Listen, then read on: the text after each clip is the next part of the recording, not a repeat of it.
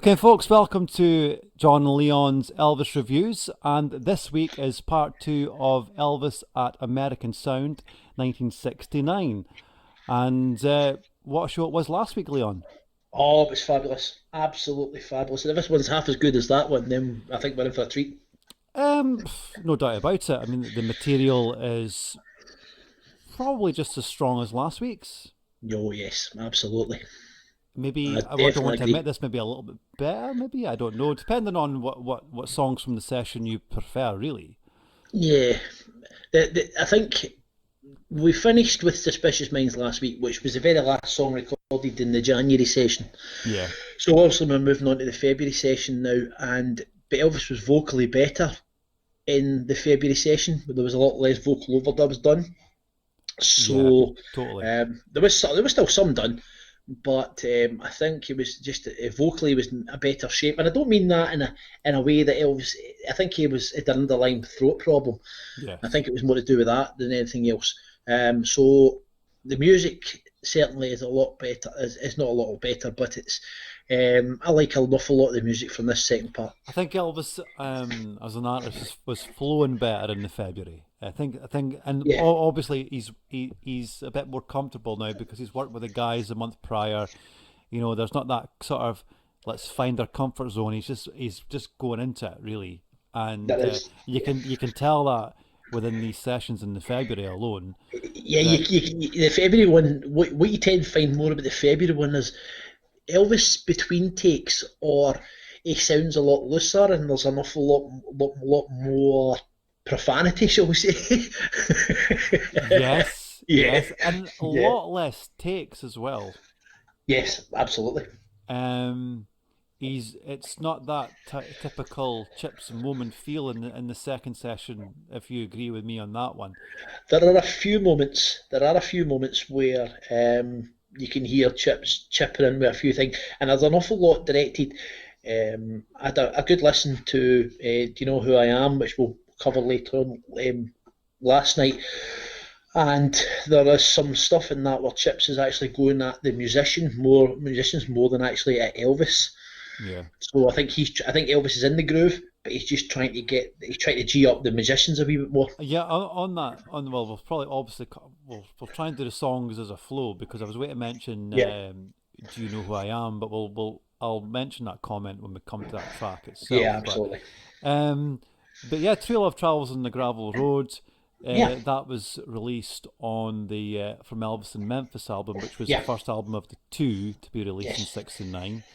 I think it was on side two. it was.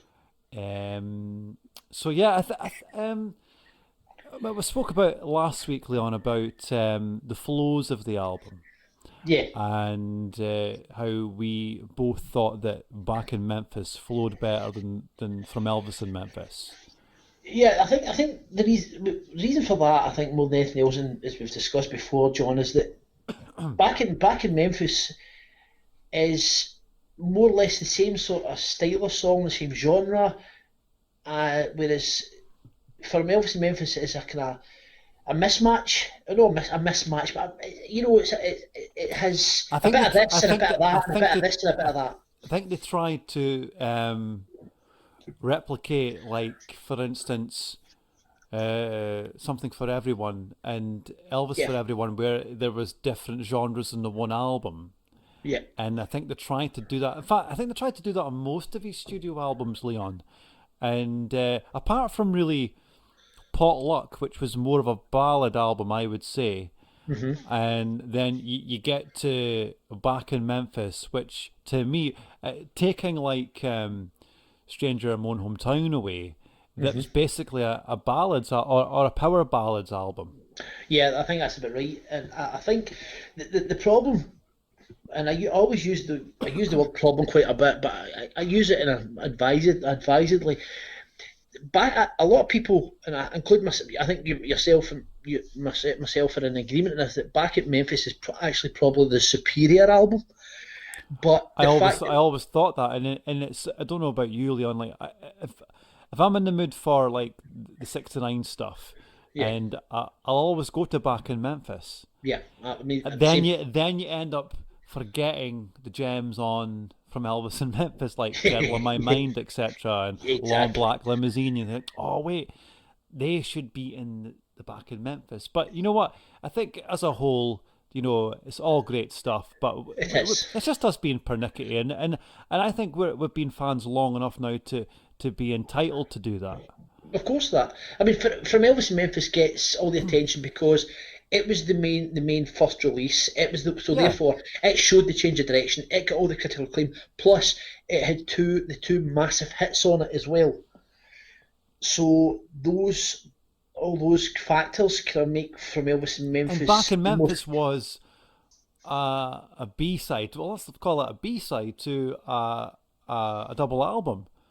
Yeah, I'm thinking, okay, so it's kind of taking a back seat to the Vegas stuff now. yeah. And Back in Memphis, I'm sorry to say, is a lot better than the From Elvis in Person album. Oh, absolutely. Oh, I don't. I really. It It's a, didn't. it's What an. was that a double album for? It didn't suit that. It wasn't. It was Oh, not. It didn't suit the times of being like like you've got the '60s masters where it goes from Nashville to Memphis. That mhm. works because it's in a recording studio environment. But when you're going from live to studio, it's like it doesn't fit. It doesn't go hand in hand to me. Well, I'll tell you something. Another reason I've actually only came to this conclusion in the last week or so. Yeah. So Elvis recorded "This Is the Story," "Rubbernecking," and also recorded um, uh, "Inherit the Wind" Yeah. during the multi-track recordings from RCA during August 1969. Yeah. And I've just came to the conclusion in the last week or so that the reason that the three of them were omitted from the in-person album was because of that double album. Because it would have That's a been good shout. I never thought about that now. replicating at least two of those songs on both albums, and that only hit me last middle of last week when Does he know because that? Does he because we know? were Does doing he this. now? Does he know? Now that's another thing we can go into there. Did Elvis know that that album was coming out shortly, and he needed to promote it? Because it's funny. It's funny how, and it's too coincidental that he sings all of them in the same show. Yeah, it is. That's a very good question. Yeah, But I mean but that's just unfortunately, dawned it's on a me there. question we'll never know the answer to. But No. yeah, but to be honest, I'm just mentioning those in passing because of the reason. But obviously, we mentioned the double album, but I don't really think, apart from Rubbernecking, I don't think "Inherit the Wind" or "This Is a Story" worked live. I don't think the arrangement of "Inherit the Wind" transferred to the stage very well. No. Um, Mm-mm.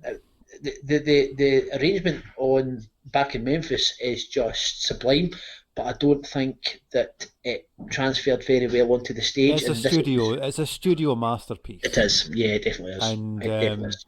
but reading over your notes here, Leon, about this song, well, True remind the Love listener, Traveller, yeah, yeah. yeah, True Love travels on a gravel road.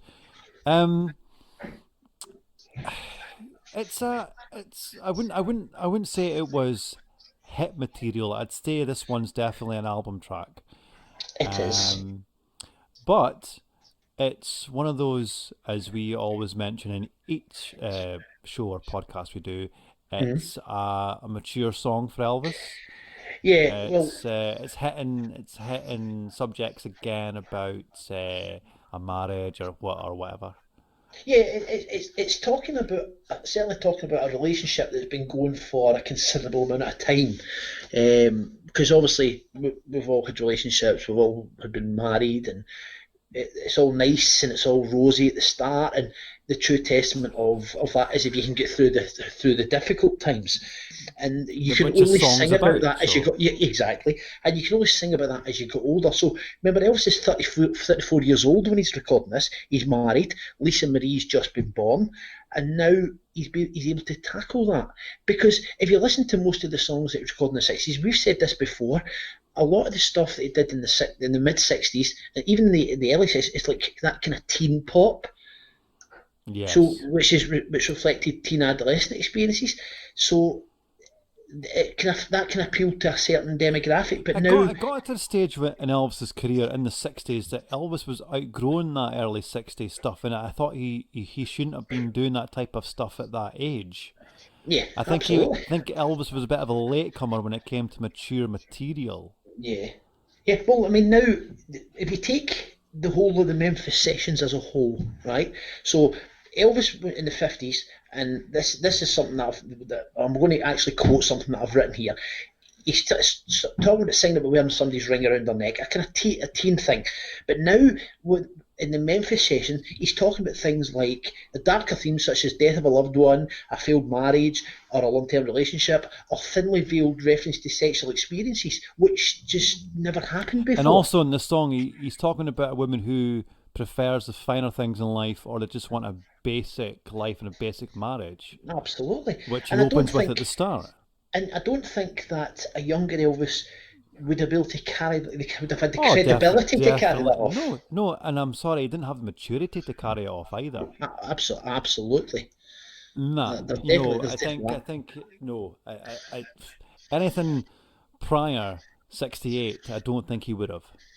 Yeah, yeah, I totally agree. But Because I think Elvis started to see the woman as a different thing now than it was before kids and marriage and etc.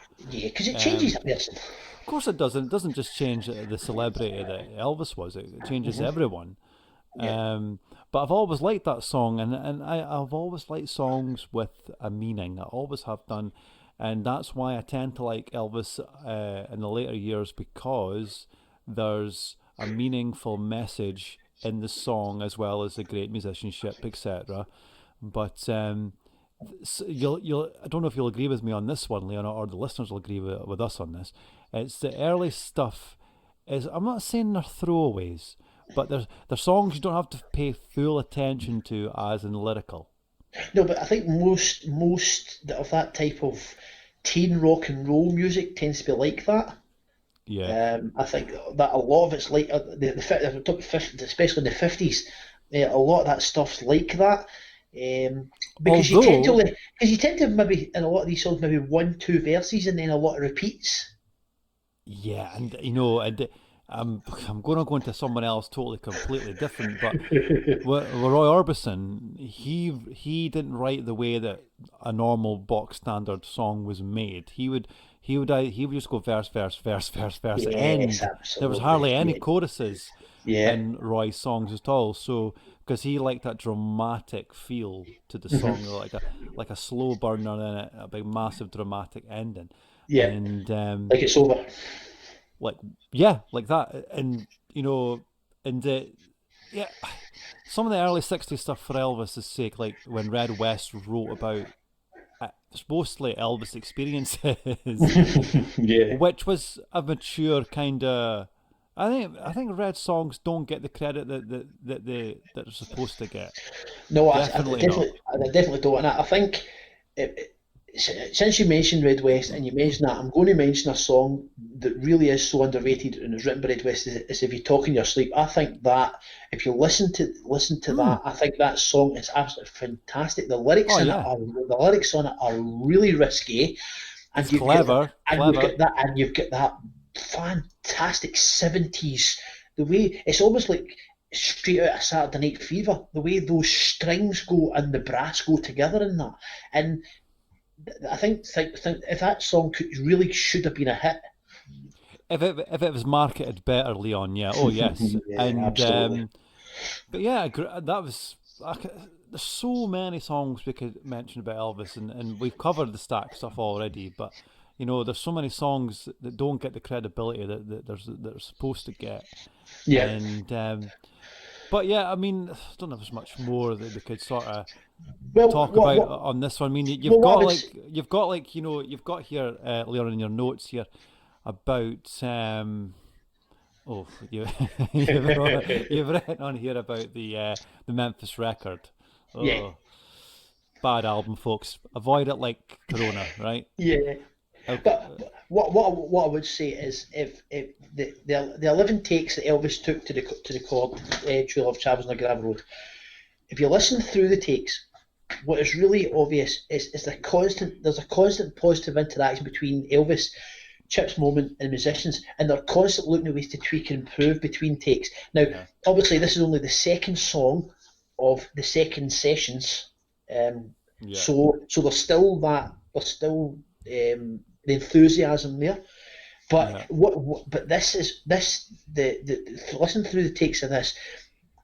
It really does shine the proactive role that Chip's Moment had in the proceeding. And there's one point where he even stops Elvis mid-take to tell him that the tempo was too slow.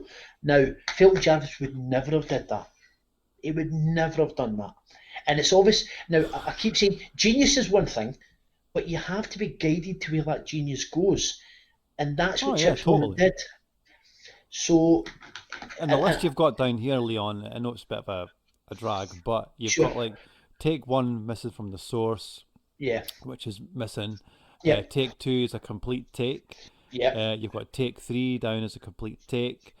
Take four, complete take. Take five, a complete take. There's a lot of complete takes here. Take six, rehearsal, short, false start, false start. Take seven, complete take. Take eight, short false start and long false start. Take 9, short false start. Take 10, false start and short false start. Take 11, the odd-dub master. There's a lot of work in that song. Yeah, there is. And then he went back and done the harmony vocal on the 22nd. So, you know, a lot of work went into that song. But I think this is a real fan's favourite. And as you say, I don't think it's... I think it's an album track. I don't think it's hit material. I definitely think it's an album track. Oh yeah, and it's to the very least a B-side. What do you think of the live version, John? To be honest, I've not heard it much. I have heard it, but I haven't heard it enough to sort of give my own review on it. So I'd have to go and visit again. Well, what we'll do is we'll play the master, and then we'll play the live version, because there is only one live version of it. So we'll play them back to back and let the listeners think what they think. But what I will say before that is I think the band are a little bit unsure about it, and I think that affects it. But I think Elvis's vocal, and especially in the last chorus, is really good, because he has a slight key change in it, which in the chorus, which I think suits the song. But it's a pity, because I would like to have heard it. And Elvis did attempt to go back to it, because on the 3rd of August 72, he'd done a full stage rehearsal with it, the band, the full orchestra, and it did sound good. That more mature 1972 sounding Elvis with that voice. I think it would have worked. Yeah, a revisit on that would have worked. Yeah, totally. Yeah. I totally agree with you on that one. But I'm just surprised it got to the point where he did a full stage rehearsal and then just didn't do it. And that's a real pity. He did it a few times though on certain tracks. He just didn't feel it. Maybe just thought, nah.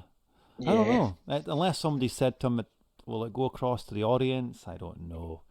Yeah. It's one of the things you'll never know, to be honest. No, absolutely. So what we're directing again to, Leon, sorry? So what we're going to do here, we're going to play the master, and then we're going to play the solo live performance of it, which is from the 26th of January 1970 opening show. So that was his first show of his very second Las Vegas engagement. And what Leon will do, folks, he'll put it on the top right-hand corner of the screen there, which you'll see right now, and you'll also have a link at the bottom of the description as well, so you can find these songs. So enjoy. Okay, and folks, the next song we're going to review from these sessions is Neil Diamond's "And the Grass Won't Pay No Mind." Another brilliant track. Absolutely fabulous song. I absolutely love it. And let's be honest, at the end of the day, it's a song about two people having sex in a field. That's it. Well, I mean, but the reason I mentioned that, the reason I'm so direct about that is when we did the last bit there, when we were talking about what song did we do last? When we're doing True Love Travels on the Gravel Road there, I did mention about there's no more mature material, and that we're talking about sexual references, even if they're thinly veiled in that. And the lyrics to this song are that's exactly what the whole song's about. When I was a And that's young, sorry, Leon. and that's what the title means. The grass won't pay no mind. I always thought that when I was younger, I thought it was the other type of grass. So it could have went either way. It could have done. But yeah, I mean, yeah, as the story goes, yeah, you're right. And if you're going to review a song, you're gonna have to explain its meaning. So that's and you couldn't get any more direct than that. But No, absolutely. but that's what it's about, and Of course it is. and I think Neil Diamond's songwriting was always, I don't want to go all like non PG on this, but it was all sexual tension. Yeah, Not all of them, but they were all about like touching and being close to someone, and yeah. because you always get that in Sweet Caroline as well, and Mm-hmm, so that was the type of songs that Neil Diamond was doing. mm-hmm. He was delving into not just the old puppy love kind of vibe. He was definitely going into the vibe of like how a real relationship is. Absolutely. And fair play to Elvis for taking that one on. Yeah, but had that song been recorded in 2021, nobody would think it anything twice, because it's just about every song you hear it's not in this song it's thinly veiled. Today, Oh yeah, yeah, yeah. there's no attempt to disguise it nowadays, so it's kind of tame in comparison to that. But but hey ho. And but I mean, this song has got a backstory to it, and we kind of delved into it, a couple of weeks ago, Yeah, and where Elvis and Neil were double booked, and and the yeah, promise was for Elvis to record one of Neil's songs, etc.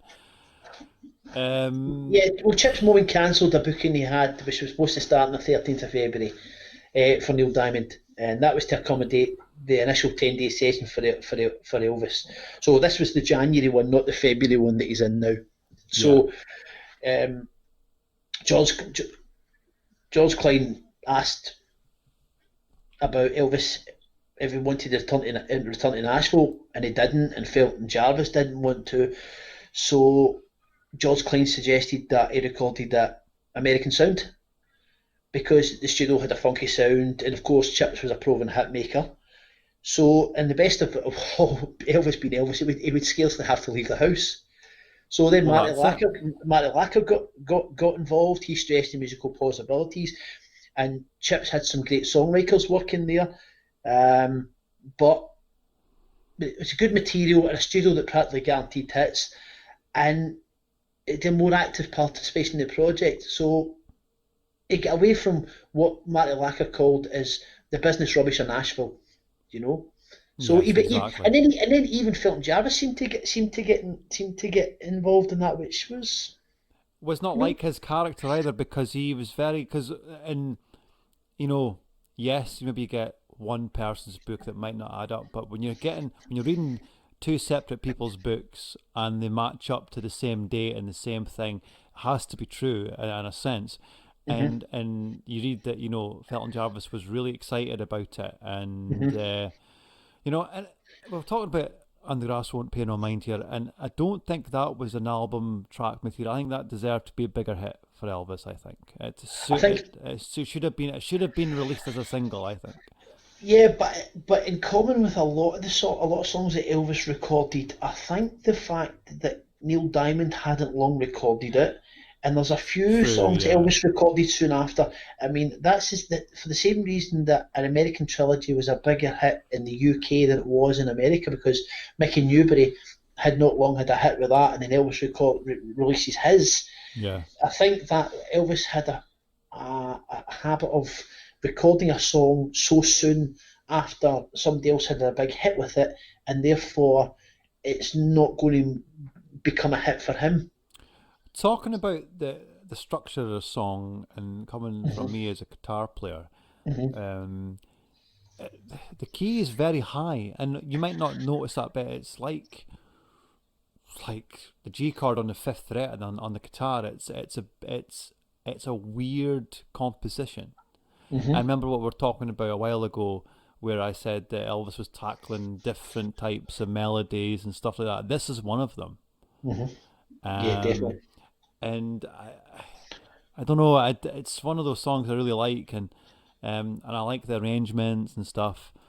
But It's a lovely melody. It's a lovely melody.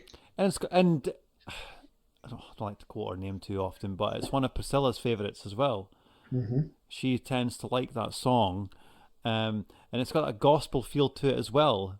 I know we're talking about it's got that sex element to it, but Yeah, absolutely. it's got a gospel feel to it as well, because it's all about that lovey-dovey era.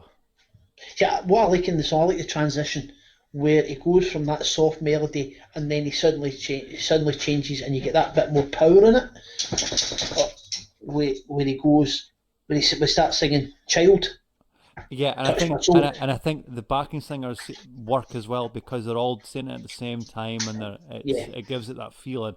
I mean, it's the I'm, way, but it's the way he goes up and back down. Again. He says, "Child, touch your soul with your," and the music will know what we've found. And then he comes back down again into that softer again. I think that transition is brilliant. he always And I did don't that think, very well, though, didn't he? yeah, he did. Yeah, he It was did. one of his things that it made Elvis Elvis. He could Yeah, go up and down the scales, yeah. like no one's business, and that's how it's hard for people to replicate that, because he was the only one that could really do that. There was And few that could build a song as well. yes, yeah, like as we've said before, Leon, as well, he can make the most basic song sound really good because he's putting his stamp on it, and the trickery of his vocal skills and etc. And that can be heard on this one Yeah. definitely. What I also think as well, John, and I know I mentioned what the song's about, but regardless of what the theme, I think the lyrics are beautiful. I think the lyrics are beautiful. I Oh yeah, really do. I really do. I think they're so well written. there's a song I think Elvis should have done, and Neil done it in Memphis. What's it called again? It's Brother Salvation Show. I think that's what it's called. I can't really. Have you heard that one before, Leon? I don't, and that's a new one to me, John. I'll send it on to you after Okay, this podcast, and okay. it's it's a song that Elvis could have done no problem. In fact, once the song's playing and the listeners listen to it, I'll let you hear it on the back burner here, and you'll be Yeah, like, yeah, totally. You'll notice it that because and you can tell that it's a studio band that's in that album with Neil. It's like, there they are. That's Memphis boys right there. You can tell it's them. yeah. But you know what, John? Going back to that transition that we're talking about there. Hmm. So do you know that Elvis was having problems with that? It took 5 takes before Elvis managed a complete take because that's the bit he was having a problem with. But he nailed it on take 5, and then after nailing it on take 5, that's when take 6 became the master. But it just shows that it doesn't matter how talented you are, how good you are, you can still really have problems with it. Well, that's it. I mean, and it also depends on how the songwriter is wrote the song and how it's arranged, because you know everything needs rehearsed. If you don't know it, it's you can't just go in and go, I'll nail it in a couple of takes, and especially for such a complex song, and the phrasing's all like, see, that's where by 1969, Leon, songs were a lot more uh, complex and a bit harder to perform, because it's not just that basic 3 chord melody, box standard tuning. It's people are starting to get a bit more educated with songwriting, and obviously Elvis had to change with the times, and he's singing a lot more songs that are a bit harder to sing, but as you say, he nails it. Yeah, yeah, and that's the testament of. But I don't think come 75, 77, if he'd have had the patience. But he didn't know, did you? Did he? Sorry, and Mm. did you, Leon? You were there. um, I thought hear someone's voice in the background in those outtakes. But you can hear the frustration when Elvis is trying to record Solitaire. He's really not enjoying it at all. Yeah. Where he threatens to break Neil Sedaka's fingers. Yeah. and, Yeah. and we'll cover that, if we ever visit the 76 Yeah. stuff, which we probably Absolutely. will do for the Yeah. time. But what are you going to play, Leon, for this one? What, No, what, it has to. what version? Well, it won't be the RPO version, so I think. So, so, so I think we'll play. I think it'll be I have to be the master because the master's just fabulous. Okay, folks, this is a master take of And the Grass Won't Pay No Mind. Remember, that link is in the top right-hand corner of the screen, and we'll also put the link up at the bottom of the page here as well for you. Enjoy. Right, so the next song we're going to review is Do You Know Who I Am? Great song. Oh wow! The song that closed side one of Back in Memphis. Wow. It's funny that because when I go to listen to it on the vinyl, it's like you've got to instantly flip it to side two if that's the only song you want to listen to. But it's such a great song. It's just awesome. Oh, it's. I describe it as there's a small selection of songs within Elvis's back catalog that fit into a particular niche, and that's where you have the chance meeting of a former love, and those songs always seem to bring out the best in Elvis. Yeah. They've got their own narrative, and they always those particular songs gave Elvis a story that he get his teeth into. And when he's telling a song where he's the protagonist, he's always manages to find a way of leaving the listener convinced of this unrequited love, and he is the master soda. So some examples of that is like his latest Flame, Just Tell Her Jim said Just Tell Her Jim said hello, You Don't Know Me and It Hurts Me, and I just think that song fits into that. I'm going to ask your opinion on this one, Leon, and it's more of it's a weird thing I'm going to say, but when you listen to these types of songs, especially this one we're away to review here, do you always have an image in your head of the story? Like it's him and the girl here, and they're always at a party or something like that, and and they want to leave, and and it's that same. Every time I listen to it, I have that same image in my head, and I've had it for years since I've heard it, years ago, and that's what you just said there, and it makes you believe. It takes you to another place, and it's very difficult for people singers to take you on those sort of journeys where you're using your imagination because it's a story, because you're listening to it, but it's almost like an audiobook because he's not reading, he's singing. I get that, but he's taking you onto a story somewhere, and it's making you use your imagination as a listener, and that's one of those songs. I think what you said there about the background to this song, it could have been a chance meeting at a party, and I think that makes sense when you think about the fact that he's in the song. He's asking about a friend that she's with. Yeah. So I can't really think of any other way that would work. There's not another setting that I could think that there's would not work really. in, no. I mean, you've got the same sort of situation in A Little Bit of Green, but that's almost like a meeting in the street he's with somebody that he knows he's with somebody else. She's with somebody else. Yeah. But this one he doesn't. Yeah, because A Little Bit of Green is obviously envy. So. And the way Elvis says, he goes, oh, maybe leave. And then he says, oh, but, and then I need to go from start to finish the song and the lyrics, but it's out of, who's this guy? And it makes you think, oh, poor Elvis, Or is that a euphemism for the place where he finds himself as opposed to an actual location? Because he says it's dark in this place, maybe leave, but is the place where he is in his head, an emotional state? Yeah, that's a fair point you've made there. Yeah, it could be either or. I mean, it could be either or, and it's just one of those songs that, and it's one of those songs that you don't think about yourself being in the situation. You're thinking of Elvis in the situation, and that's how he's such a great actor, not as just on the screen, but as getting a message across to you on a song.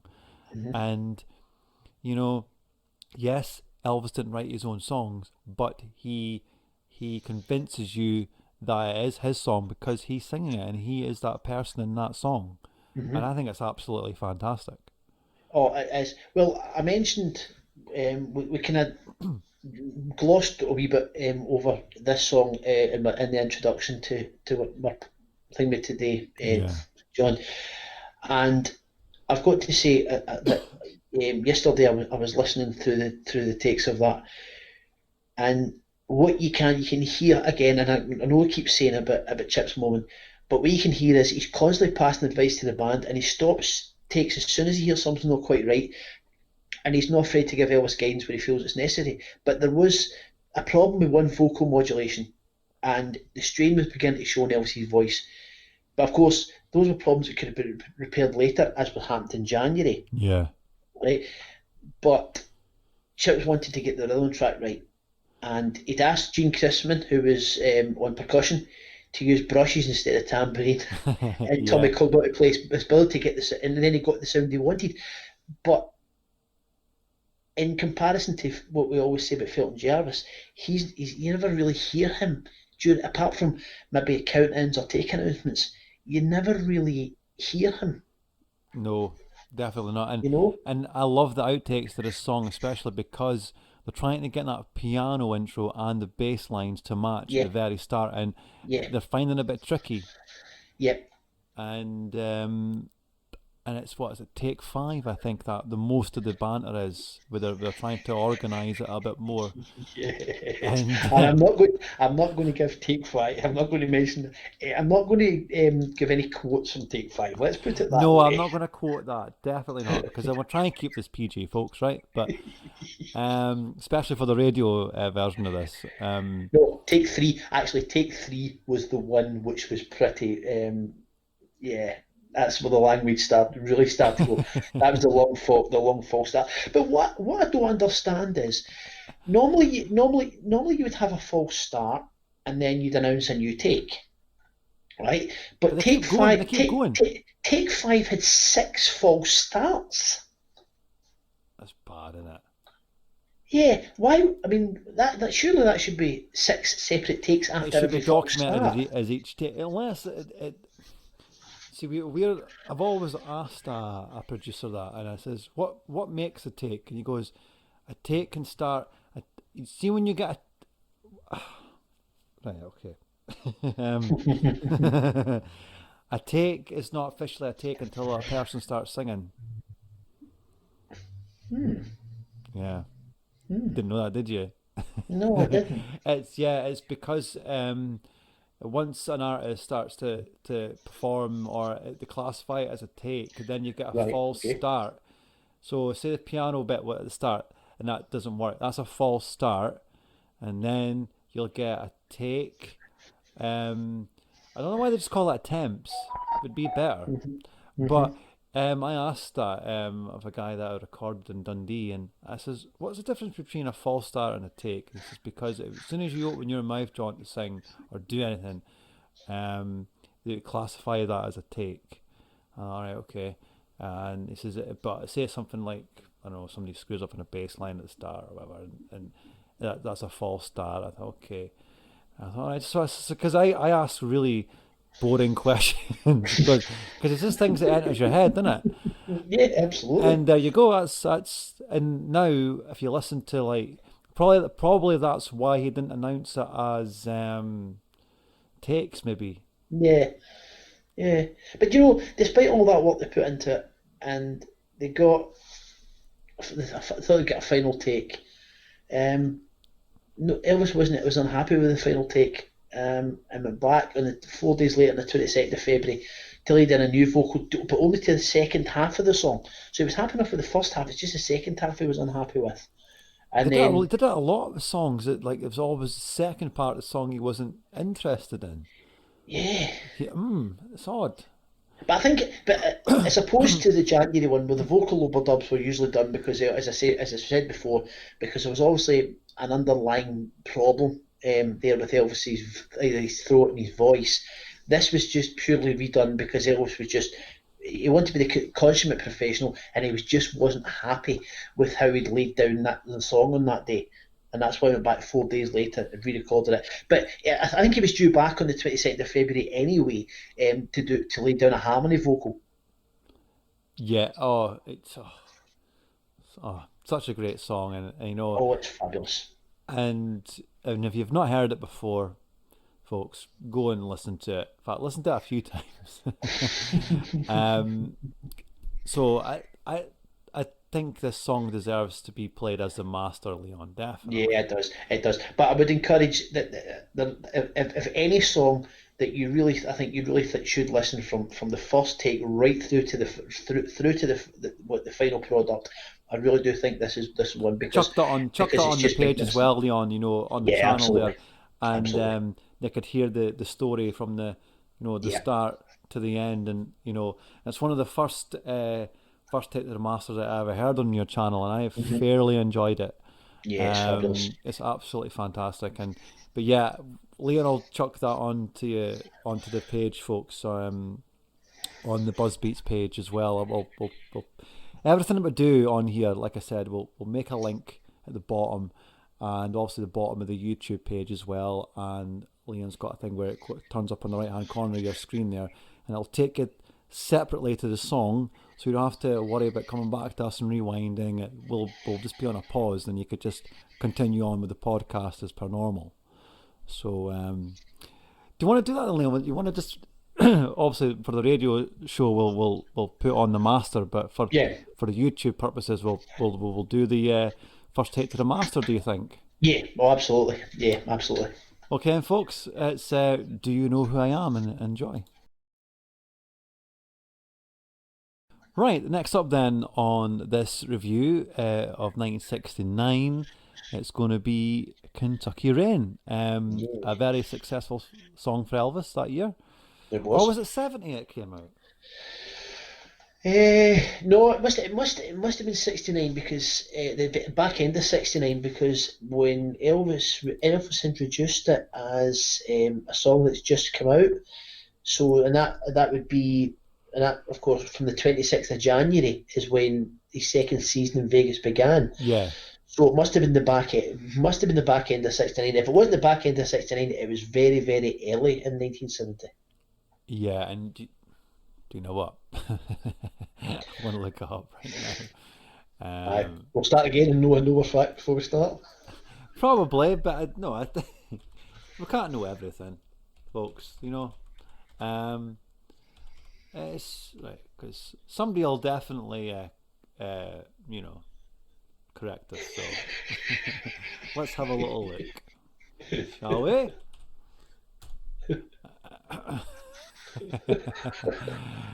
um, no, you're right. December '69. Yeah, Well yeah. done, I thought it Leon. would be. Yeah, I thought it would There you go. be. We got there in the end, didn't we? Yeah, it's one of the songs I've loved since I was a kid, and I never heard it on an official album. I heard it on the 20 Love Songs, the Hmm. compilation that KTEL released. Hmm. Yeah.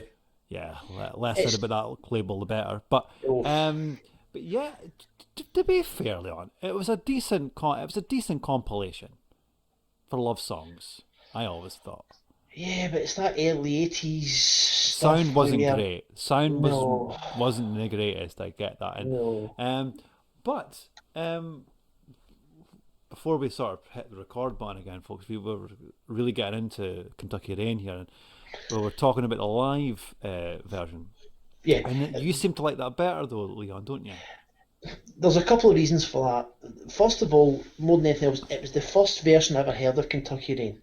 Oh, really? Um, Oh, yeah, okay. yeah, yeah. I was 5 years old. 1980, the silver box set came out.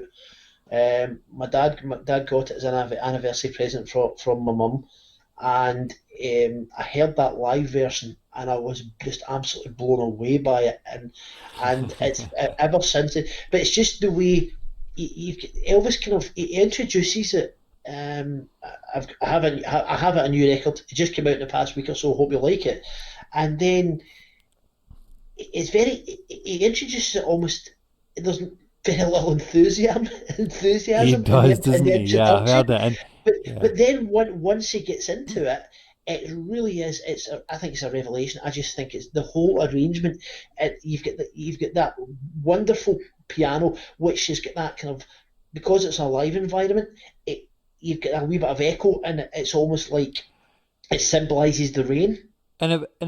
yeah, of course. And it almost never got recorded by Elvis as well because it was pitched to him again. This was just another song that was pitched to him by, oh, I think it was either Lamar Fike that or Marty Lacker that pitched this song to him and said, Uh huh. because I might be wrong here, but they pitched it to him in the January, but it took him to the February to do it. I think I read it on George Klein's book, I think, Hmm. um, because I think they were starting to run out of material. I think, well, not run out of material, but it was just more of the thing that we were talking about, Suspicious Minds, where Yeah. there was they were running dry on stuff that people had give them, Yeah. and but they said to, do Kentucky Rain, I think it could be good for you. And I think George Klein was really happy that he'd done it because George Klein said that's another hit on your hands here. Hmm. I think you should do it. And I think it was a combination with George and Marty. I think that said, Elvis, no, I think you should do this one. But Elvis was Yeah. a little bit hesitant about it. Hmm. Um, Key changes as well, very different. It's A minors and there's a lot of minor chords.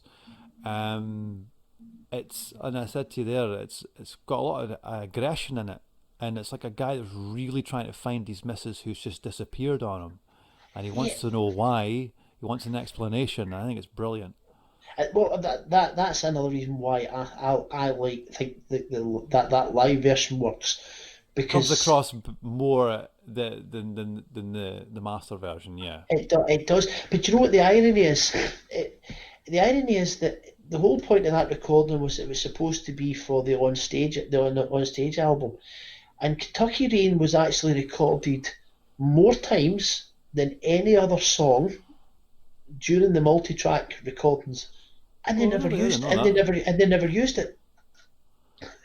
and they never and they never used it, which is, I don't understand. I don't understand that. Why go to all that effort? Because there was 9 shows through 5 consecutive nights from the 15th and 19th of August, and so no complete shows were recorded, right? But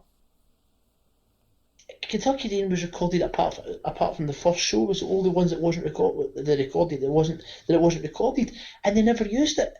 It's it's really weird. My personal opinion on the song, Uh huh. I, I I've heard it numerous times on different CDs, etc. Throughout the years, I still think that the '60s Masters gives you the best Kentucky Rain, Well, now it's funny. It's as in production and sound quality. I mean, Well, let me tell you something about that, right? So, when the '60s box set came out, yeah. right, Ernst In Jorgens, September '93, folks. That's yeah, when I. yeah, absolutely. Ernst Jorgensen insisted it was the stereo mix that Chips Moman had made that was to get used, and it was different. It's a different mix to original master. Because um, the version on Golden Records Volume 5 is a lot different to, say, the '60s Masters. Yeah, but there's a different remix stereo version on the Memphis 1969 anthology, No Suspicious Minds, Yeah, my and dad had that album actually. Not a bad set actually, because that was one of the first times I heard Poor Man's Gold and stuff like that. They yeah, were eking it out a little bit, but the mixes were a bit odd. and then there's a different mix on the Memphis record, another different mix on Second to None, Don't get me started with and that then album. and then there's the mix that you were talking about on Gold Records Volume 5. But yeah, the '60s Masters. If you want to visit the '60s stuff, and the good stuff. Yeah. I definitely visit that. Or if you've got a lot of money in your pocket, get Yeah. the complete masters set. But do you know what do you know what they discovered when they put that onto the 60s box set? There's a counter melody in the background, and they turned it up. They turned it up. No, I'm gonna have to listen to that now. Hmm. You always find Yeah. these little things. And, all right, oh, I'll visit that now. Yes. But it's strange that I mean, but Kentucky Rain, the unedited master is it goes on and on and on and on Oh yeah. because he sings in the Cold Kentucky Rain 9 times, right? But in most compilations, it's over by the sixth. It's faded by the sixth. So I think if ever a song needed a fade, it was Kentucky Rain. Much in the same way as maybe the Sound of Your Cry from in Nashville in 1970.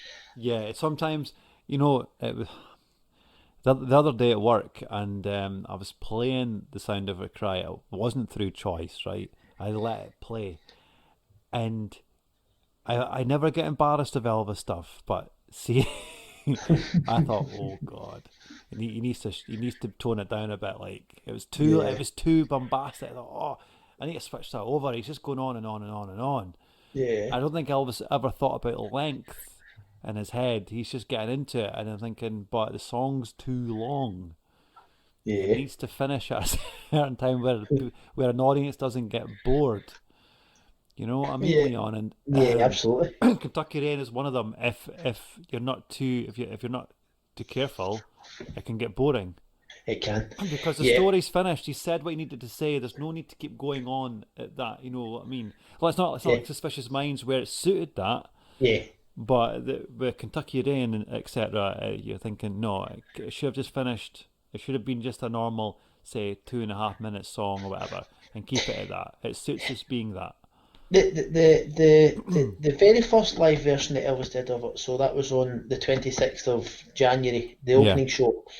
It's almost in the same arrangement as the studio version. Oh, most definitely. And the Yeah, only thing that's different is that there's more instrumentation on there, more orchestra, yeah. But which we just discussed there. as it evolved through the engagement, that's when it started to get a bit it started to get a bit heavier. The arrangement started to get a bit heavier, and then you've got that version from the 16th of August, 16th of August, the 16th of January, February. I couldn't get my dates all. Oh, the dinner show on the 16th of February, where it's oh dear, dear, dear. Oh dear, dear. But that dinner show the 16th of February, where that arrangement finally gets there. But you know, the irony is much, and that's my favourite version of that one, John. But the irony is that that's really one of the few live versions I actually like of it, because Elvis never really played it straight with it, No, because he especially always especially changed the especially you got lyrics. especially when you've got to the two old men part. You know. Yeah, exactly. Yeah, Yeah, and that's when he would say some old grey bearded fools. yeah, yeah. I think sometimes he took certain songs just not seriously at all, but then he would just throw out the bag and like, oh, that's a really good version. But do you know one of the more subtle differences between the studio one and the live one is where you've got an up ahead another town that I'll go walking through, and in the live version it becomes an up ahead another town that I'll be walking through, Never noticed that. and Hmm. that's so it's just a very slight change in the lyrics. So the master says, "An up ahead's another town that I'll go walking through," but in the live version it's "an up ahead's another town that I'll be walking through." I think it's maybe a case of Elvis maybe forgetting the lyrics and But cleverly changing it before he sounds stupid. I don't. But at every show, I suppose you've got a point there. Yeah, okay. plus Yeah, all right. plus plus the Sweet Inspirations sing that those same words back to him. Oh, I'm gonna have to visit that now. Okay. Right. Okay. Um. But we're going to play. What we're going to do, we'll play the Studio Master, and we'll play that 16th of February 1970 dinner show version back to back, and that way people can then they can decide, they can see what we're talking about. Yeah, to compare the differences, yeah, and then Yeah, make up their own mind yeah, which one they want to listen. Well, yeah, what one they prefer. yeah, Okay. So it's Kentucky Rain, a master version, and then you've got the live version. And enjoy. Right. Next up, then, is the final song of this review, and before I announce the last song, I've fairly enjoyed this two-parter. It's yeah. been absolutely fantastic. It's one of my most favourite eras of Elvis and the sessions and stuff like that. And the last song we're going to review is Any Day Now, and that's probably in my top five Yeah, it's a songs. great song. Oh, amazing. But what before we say anything else about that song, I think it shows how good a singer Elvis was Oh, yes, definitely. because it's Especially in this not an one. easy song to sing. Tell me about it. It's got a very awkward, wide-ranging melody, and I think I would make it difficult even for the best of singers. Especially in the spoken part in the middle. Hmm. Um, because it's almost in key as well. And it's such a whoever wrote that song, hats off to them because it's not one of your normal compositions. And I love the beginning of the song. It's just got that sort of Oh, the car- intro. Oh, yeah. carnival-y kind of. Um, I'm not saying it's all over the place, but it's not your typical intro, is it? No, it's not. No, it definitely isn't. And if you listen to the undubbed version, like the keyboard's basically doing what the orchestra's doing at the Yeah, start. So the strength, the orchestration's basically just mirrored what the organ was doing on the undubbed version. yeah, And now B side to In the Ghetto, yeah. um, I think Any Day Now deserved to be an A side. I'm sorry, it It should did. have. It did. It's and but two great tracks and one single. You can't really complain at that. Yeah. Um, and it's funny. I've got it on single there, and it's a US press, and it's my pride and joy. Yeah, because I I like Any Day Now more than I do In the Ghetto, and oh, just a fantastic track. I just love it. It is. But you mentioned the spoken part there. Mm, So that bridge there, it creates an illusion of a drop in tempo, but but it's not. it's the bare instrumentation. It's it. It's just less instruments that are getting played, and it's just making it softer because it's changing the mood of the song, and then it comes back again. Um, I think the arrangement's fabulous as well because and the you bass notes, bass well line, even that's the basic rhythm track, but even the arrangement for what was put in the overdubs because there's some strange sonorities in it. You've got a couple of solos. You get firstly you get one by an oboe, and then the violin, and then you get that deep and solid brass sound. it's And I good. just think there's more than a soul about the whole song. Uh, and But and I've heard other versions of the song, Leon, by other artists, and mhm, oh, not a good song at yeah, all. But Elvis, as he always does, brings it somewhere else. He takes it somewhere else. yeah. But I also agree with what you said there. I think the Undubbed Master is probably has the more contemporary sound though. Yeah, and I don't really enjoy the song for like I said earlier in the show there that I like songs with meaning, etc. Right, Hmm. but I enjoy this song for the whole uh, melody and the instrumentation of it Hmm. rather than the lyrics because it's such a well produced track. It's just well put together, I think. It's it, it, it's a pity that Elvis. I think Elvis should maybe have recorded more stuff by Burt Bacharach. I I was just think way to say that to you there because yeah. he wrote a lot of off the wall sounding kind of songs, Hmm. and wasn't like your box standardy kind of hit material. And but yeah, I totally agree with that, Leon. He should have done a lot more tracks by that guy, definitely, because any day now is like it just it frustrates me that Elvis didn't go to that peak again.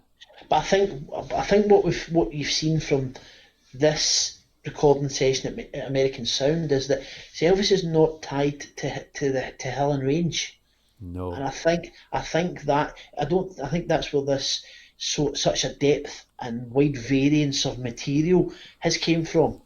it annoys me that we're going to end on this sessions, Leon, and stuff, and you know we're and we're going to be visiting the movies soon after this one, Hmm. Hmm. and the movies got into a formulatic situation, Hmm. and it was in the 60s. It was a if it's not broke, don't try and fix it kind of thing, and with the movies, and I think with this one in '69, because it brought so much success, I just don't get why they wouldn't go back and replicate it again. Because me as a fan, and if I was around at that time, I would have much preferred to hear a lot more stuff like that. Wouldn't have you? Yeah, I totally agree. But what I think's happened is we discussed it in part one about the story around Suspicious Minds, and I think Yeah. essentially what happened was I think that Elvis's management burned the bridges with Chips Moment. Oh I yeah, mean, it I was don't. already. Well, when you think about it, Leon, they were lucky to get a second part. As a revisit to '69 in the first place in the February, because he was already pissed in the January about stuff. So Yeah, they're very lucky that Chips kind of came on board, and it took. I read a note somewhere. It took a little bit of persuasion for him to come back in the February. So we're yeah, lucky that we you're got those dead. songs at all. Yeah, you're absolutely right. But do you know? Although Elvis, I don't like to say Elvis burned his bridges because that's just plainly not what happened. It was his No, management it's that, not. that, It's that not did that. Elvis's fault. No. But when you contrast that to the fact that Chip's Moment was willing to, as mentioned before, to cancel the session with Neil Diamond, Yeah. and he set up a 10-day session, and he got $25,000 for that. So you compare that to how the atmosphere was at the end, Yeah. and it's really is a pity that Elvis never went back there, never went back there again, and it's a pity that the next time he recorded in Memphis in a studio, or did a studio recording in Memphis, was at home, and Yeah. there just couldn't be a bigger contrast the Oh, two I know. between the two sessions. And if we ever review the '76 stuff, you're going to see well, not see. It's not a visual thing. It's more of a. You're going to hear a massive difference. Yeah, but don't. I mean, there is some good stuff in Yeah. there, Don't be. but I mean, don't be but disappointed. But I mean, go in with an open mind, yeah, because it's not the Elvis that you're hearing in '69. That's for sure. yeah. But now it's obvious what the discussion we've been having about any day now there, John, about how much you like that song. Yeah. So you must be really disappointed that he never did the live version that he should have done. Yes, it annoys me, and it's because, and it's I've heard it from '72, and Yeah, it's not got a professional sound either, and it's yeah, like, oh, and it would have suited the '72 Elvis. I think it would have yeah. been good for him. But just like we mentioned with True Love Travels on a Gravel Road Yeah, at the start, it got a full blown stage rehearsal. So I, and it has the full orchestral arrangement. And if you listen to it, Elvis is right into it. It's not as if yeah, it's half-hearted. no, definitely So not. I just don't know why it was dropped immediately. And it really is a disappointment because it's almost like it's the same with True Love Travels on a Gravel Road and with this. And by the way, Separate Ways was also done to the same extent. It's a And matter of all time as well. Yeah, No, his Matter of Time did get performed live. That's right. yeah, it did. It Yeah, was it did. taken to the show completely. That's right. Yeah, but Um, those three, True Love Travels on a Gravel Road, Any Day Now, and Separate Ways, they were all rehearsed with on the stage the day before opening night, and then never performed. And it's almost like that carrot's dangled in front of you, and then it's pulled away again, and and it it's the really is a joys of this being an Elvis fan, isn't it, Leon? Because what might have been. what There's might just have been, there's just so many of them. there's too many of them, especially in the late 60s into, well, throughout the 70s. There was Yeah, a lot of, oh, why did he not do that? It was yeah, like last minute decisions, like, big plans, boom, then take it away. yeah, And, you know, um, but what I'd like you to do, Leon, is to put up the master and the almost live version yeah. I to think we'll. let Yeah, I think we'll do to that. let people hear the difference Yeah, between the two. And you know, and I'm strongly confident that if no one's heard Any Day Now, and if they hear it for the first time, I think that it's going to blow them away. And it's a song that they'll repeat a few times because I think it's such a fantastic track, as well as all these songs that we've covered in these 69 sessions. It's a good way of introducing the lesser fans to some better material from Elvis Presley. So, although of that there's no doubt. Of that there is and no and doubt. and if we've done that, we see that's what we're not doing it for personal gain. We are doing it for Elvis's sake. Really, we're just trying to get his best stuff out there to people who have probably not heard it. Hmm. And it's taken away from the hits and the compilations, etc. We're delving into all his stuff here, Yeah, which is our goal and our journey.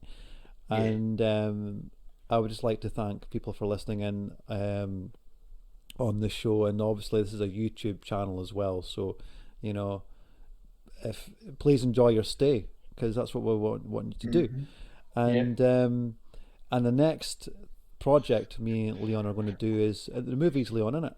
The yeah, movies. yeah. We'll do the next two. We'll do Jailhouse Rock and King Creole. King Creole might have to be a two-parter. John, what do I you would think think? so, because it's full on album. It's a full Yeah, soundtrack, where it's because yeah, obviously Jealous Rock was an EP. yeah. Um, and something, Jealous Rock is something I don't really visit very often, so I'm Hmm. going to have to do my homework like everybody else. And you know, yeah, I mean, I'm looking forward to it, and it's educating myself as an Elvis fan to get back into stuff I've not visited for a long time. So yeah, I'm really looking forward to it. So the next project is going to be Jailhouse Rock, and we're going to leave you with the master version of Any Day Now and the live version, and we'll see you again next week. Enjoy.